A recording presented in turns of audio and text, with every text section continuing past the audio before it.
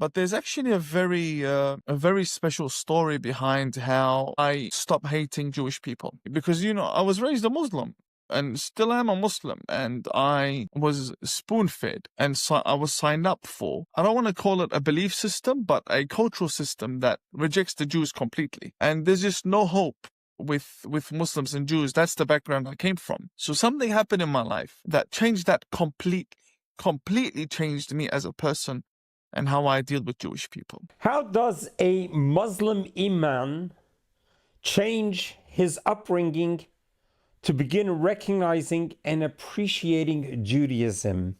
You have to watch this amazing story. It is so revealing and so true. I'd like to share a story with you. Not many people know my story. Like, nobody has written my story yet. And the only person authorized to do so is myself, unless I authorize someone to write about me. But until then, I'll share some things with you that are not easy to speak about. These things, they need me to sit down and make sure I get the words out right. But nevertheless, here's a story. Many people ask me, how did you become a reformer? Like, how do these things happen? You're not born a Muslim reformer. There's a transition, there's a development to develop into a reformer. How did these things happen? What triggered you? When did you realize that it was time to call for reformation? What was going on? And to be honest with you, it wasn't one particular scenario that I went through that I made my mind after and said, okay, well, it's a time for a reformation. You don't just wake up and say, okay, I'm going to be a reformer. Things don't happen like that in the real world. It's moving for me to tell this story. Every time I tell the story, people either they don't appreciate it or they don't understand how much it means to me. But yeah, many of you have seen me shake hands with Avi, my Jewish brother, and there are plenty of Jewish people on my page, and many see me very friendly with them. And other people, when they see this, they say, oh, look at Imam Tawhidi, he's either trying to fit in or practicing taqiyya or deception or this or that. But there's actually a very special story behind how I stopped hating Jewish people. Because, I was raised a Muslim and still am a Muslim, and I was spoon-fed, and so I was signed up for,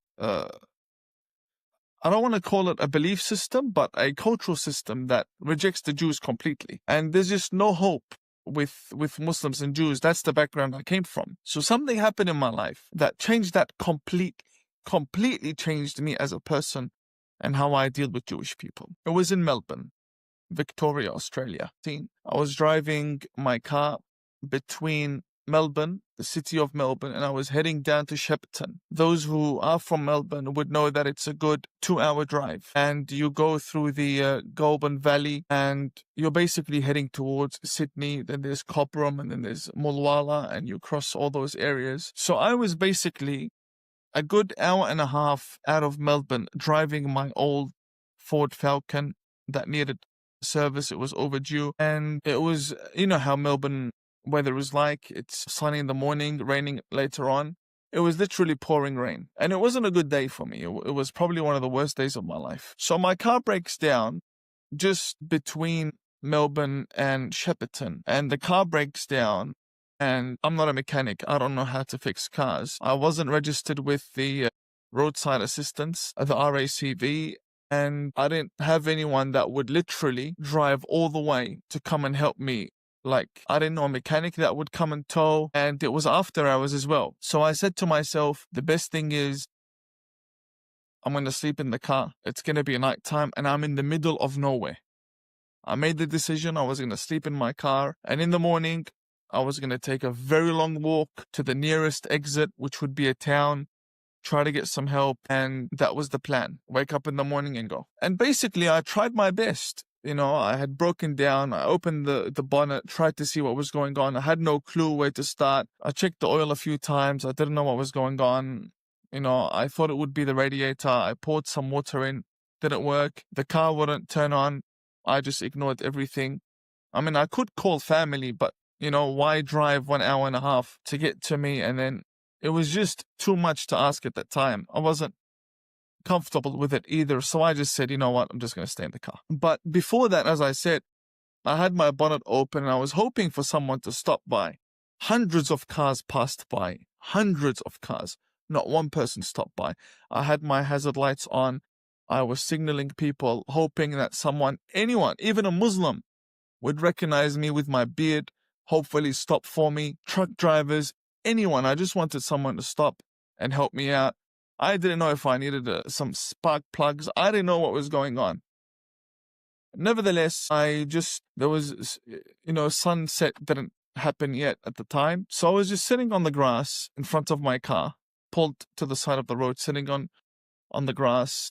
And, I had a book in the car and I was just reading, basically doing nothing, just waiting for the night to come. And then I'll get in my car and just sleep. I was alone. I couldn't push it on the highway. I couldn't see the upcoming exit and I wasn't prepared to walk all the way there because I didn't know what was going to happen to my car.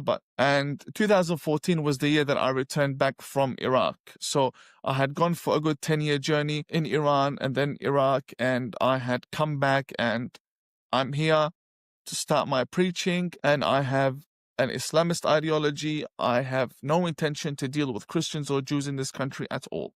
And yeah, this is what happened. A Jewish man pulled over. He pulled over and he was dressed as a Jewish man. So you can tell he's a practicing Jew.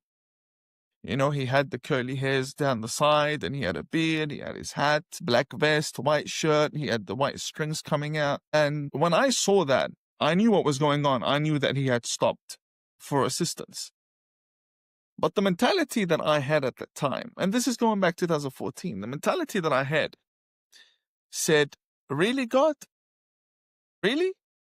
Out of all these proper human beings, you send me a Jew? That was the mentality. I said, you send me a Jewish man? No way.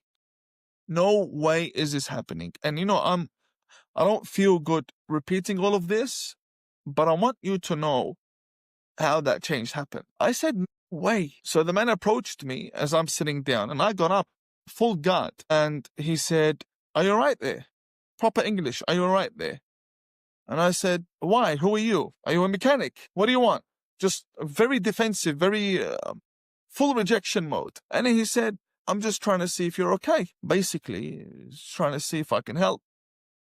And I said, get out of here. Literally, this was my reaction. Get out of here. Just go. Go. Like that. I was doing this, showing him off. I say, just go, man, go. I don't want anything to do with you. You're not helping me. And just get lost.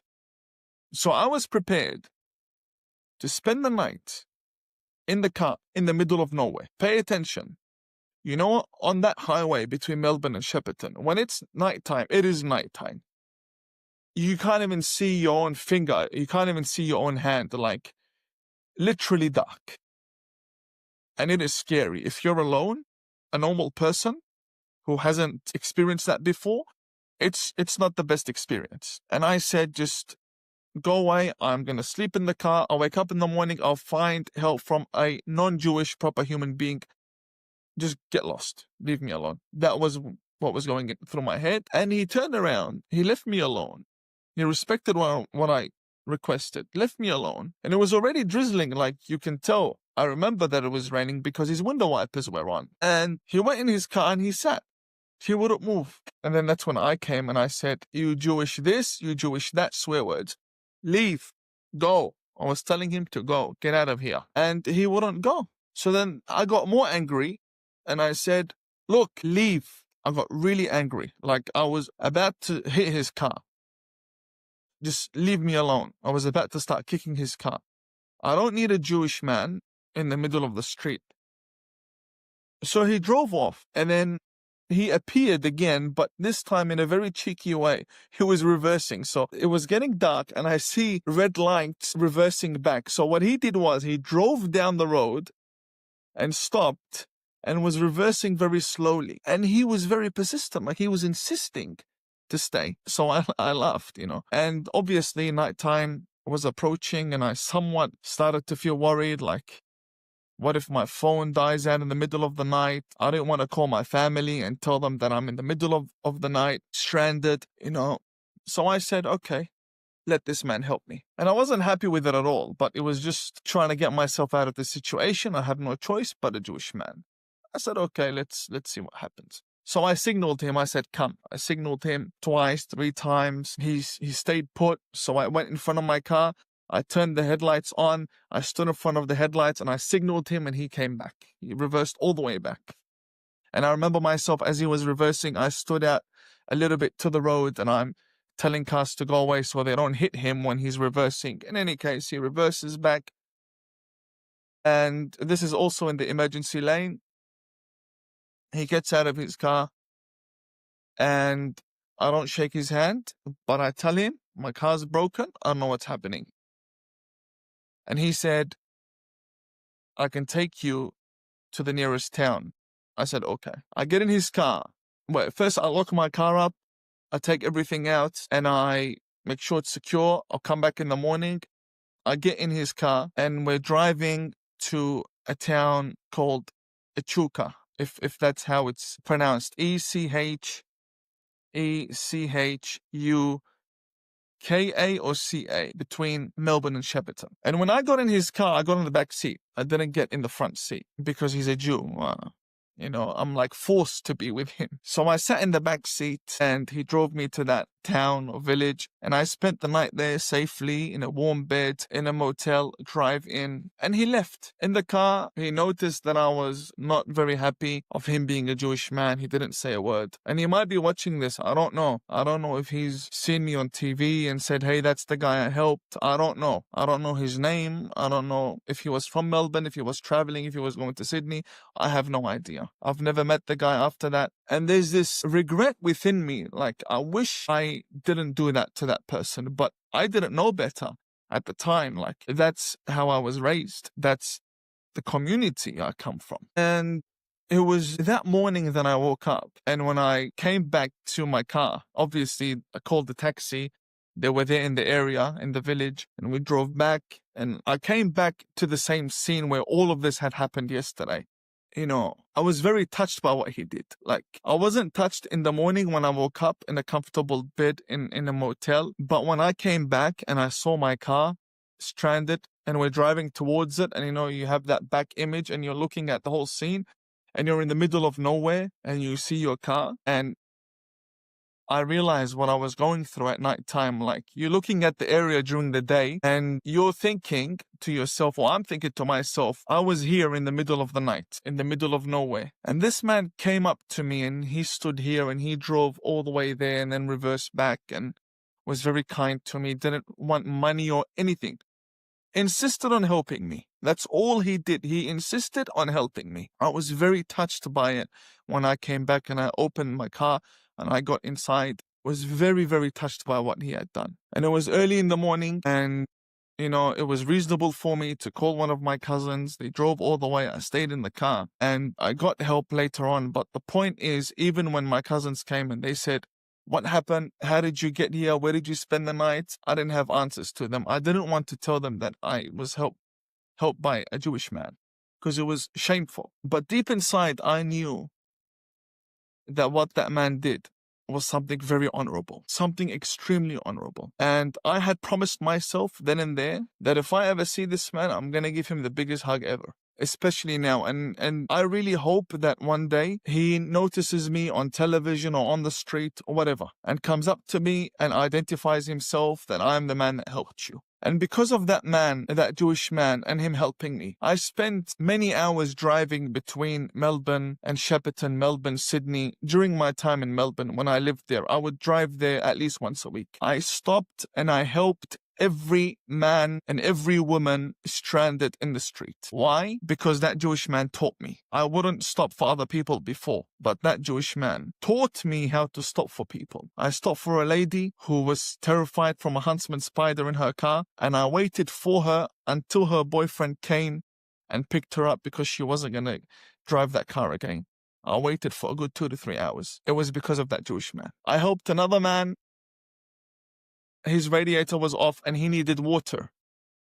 And I went all the way to the nearest village to a no longer active petrol station, looking for plastic bottles in rubbish bins.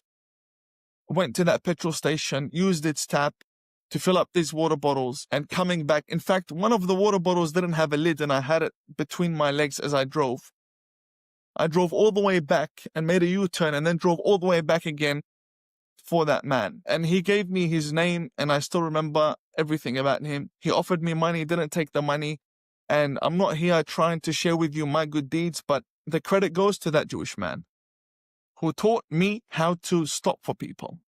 It's never too late to learn, never too late to change, to become a better person. And many, many other scenarios in my life.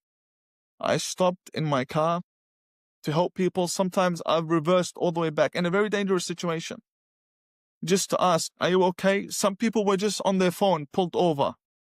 And I would reverse all the way back and park next to them, turn my light on and ask them, are you okay? Thumbs up. They give me the thumbs up. I would drive by. I continue driving.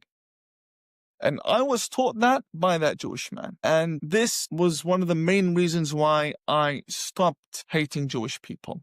I stopped hating them. And later on, I began to love them. And later on, I found a community that would embrace me and embrace every other human being. And that's how my friendship began with the Jewish community. And there's a story behind it. And although it might sound very simple to people watching this, it was actually a very special story. And it was very important. And it was a very important interaction. That was the first interaction I had ever had with a Jewish man. And it changed my life. I'm not ashamed to share this story. I wanted to write this in an article, but I wanted you to see me narrate it. It's different when I'm narrating it. Nevertheless, I really hope that all of you had a wonderful weekend. God bless you all. Have a successful week, and we'll stay in touch. Wow. Wow, wow, wow. What an amazing story. Firsthand. And to understand and to appreciate the journey of an Imam who grew up Muslim, grew up with all the sentiments of anti-Semitism and to hate Jews with basically baseless hatred. And then at some point in his life, he has an experience that becomes like an epiphany and gets to realize his whole life was living a lie. It wasn't true. Everything he was brought up to believe of what Jewish people are like was not true. King David writes in Psalm 37 that God decides man's footsteps. What happened to this Imam on the road in Melbourne, Australia, was nothing short of divine providence. As he said, his car broke down, he's on his side, hundreds of people would go by, Muslims, Christians, others, no one would stop to assist him. But who stopped? An observant Jew. And the way he described his initial natural reaction, that's the way he grew up. That's the only way he knew. And how it truly transformed him. So if we analyze this story, you could understand and appreciate the two diverse worlds that are out there. Let's begin with Judaism. Many people fail to truly appreciate and understand the journey of Judaism and what Judaism is all about. And also, it may answer, why does everyone hate us? Why are we the most hated religion of all time? Why have we been displaced more than any other religion? And we finally found our way back to our homeland, and now they want to displace us again. Why is that? Judaism is a religion, as referred to the mother of all religions, because it dates back 3,337 years ago, and even before, in the days of Abraham, the Abrahamic religion.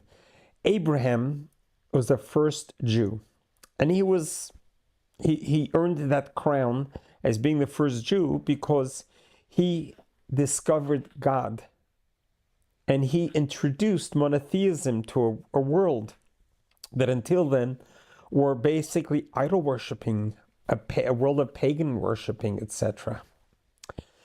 When Abraham discovered God, he discovered the only path to spirituality and to godliness is one word, and that is kindness.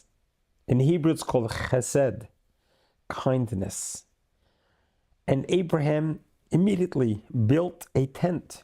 Him and his wife Sarah together, they built a tent in the hot, scorching desert with 4 openings so people from all 4 directions can come. And they would stop, he would feed them, give them lodging, give them food, drink. And after they finished, they would ask him, how much do we owe you? And he would say, don't owe me anything. It's God. God, they never heard of God. And he began teaching them about God. And he says, you thank God you don't owe me anything, because everything comes from God. I'm just the middleman, but everything comes from God. And that is the beginning of Judaism. It was built on kindness. It was built on benevolence, on compassion, on helping others. This has become the trademark. This has become part of our DNA as a Jewish person. The Talmud writes there are 3 signs in the DNA of the Jewish people. There was no recognition of DNA those days, but it talks about these are 3 signs. We use it allegorically as DNA. These are 3 signs of a Jewish person. They are compassionate, bashful, and kind. The difference between compassionate and kindness is you could feel sorry for someone, but what do you do about it? You could stand on the sideways and say, oh, I feel so bad for this person whose car broke down on the side of the road. Or you could actually pull over and give benevolence and be kind and generous. And this is in the DNA of the Jewish people. This is who we are. This is what we are all about. And this is what we always have been for 3,337 years. We're all about goodness, kindness, generosity, and lending a hand wherever we can. Israel, who's become a country once again since 1948, has followed these fundamentals, the bedrock of our religion. Whenever there's a national catastrophe, internationally, no matter where it is, Israel's from the first responders to jump on a plane and land and set up a triage, set up rescue teams, whether it's a tsunami, whether it's an earthquake, or whether it's a wildfire. Israel has always been from the first responders. And almost all countries would welcome their help. Tragically, in the 80s, there was a horrific earthquake in Iran. And Israel offered their expertise, and they have a lot of expertise in rescue and retrieve and rescue. And Iran said, no, we'd rather let our people die than get your help. That is the exception. But when there was the earthquake in Haiti, Israel was right there. When the wildfires in California, Israel was there. And in India with the tsunamis, etc., we are always there because that is who we are. We are benevolent, giving people. And that's why they hate us so much. They hate us because we have a different set of rules. We follow what's called the Bible, the Torah. And it's not negotiable. As an observant Jew, you have to follow the Bible. You got to follow the laws because we are so devoted to God. We don't serve God and follow the rules because we're fear of punishment. We do it out of love, out of awe, out of our great understanding that there's a God in heaven, the omnipotent, omnipresent, that we want to connect with God. We want to have a relationship. We want to keep that relationship that happened at Mount Sinai when God said, I will take you as my nation, but you got to be, you got to accept me as your God. And we have a relationship, we have a partnership. And the partnership for the Jewish people is to be a light unto the nations. God said, take the 10 Commandments, take the Torah, and go teach it to the world. But you got to live by the book. You can't just talk the talk. You got to walk the walk. You can't just study Torah. You have to act like a Torah person. You have to act like you are representing God, that God is counting on you. You're his ambassador to do the goodness. When this individual, this traditional Jew who's driving by and sees another person, he didn't see him as an Imam, didn't see him as a Muslim, didn't look at him, judge him by his race, color, or religion. He saw an image of God. This is a human being in distress. And we know nowadays how dangerous it is to stop on a road to try to help someone who sometimes doesn't need your help, but they have very ill intentions. Sadly, many tragic situations have unfolded like that. So at great risk, this religious Jew knew that he had a religious responsibility to stop and offer a hand. And look, the ripple effect, how it changed his whole Iman's life. It changed his whole outlook in life. His whole relationship with God and Israel has changed from one act of good kindness. And this is just a beautiful lesson. We should all learn from this, that never underestimate your kindness. Never, ever allow an opportunity to pass. We have been taught in Judaism to always be an opportunist. Whenever you have an opportunity to do something good, do not let it pass by you. Because every opportunity that comes your way is by divine providence, is because God is putting it in front of you so you can act on it and do something with it.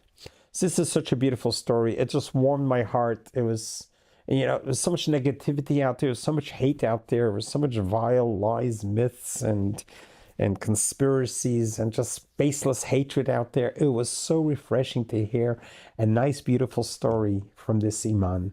Imam, God bless you. God bless you so. Spread the word. Be strong. God gave you this opportunity because he tapped you on the shoulder and he woke you up. Now it's time for you to wake up all the other Imams that are out there. Let them see the truth. Let them see that the Jewish people are good people. We're kind. We want to be there for everyone. Israel has a right to exist. Israel always comes in peace. And let's pray to God that happens. God bless you. God loves you.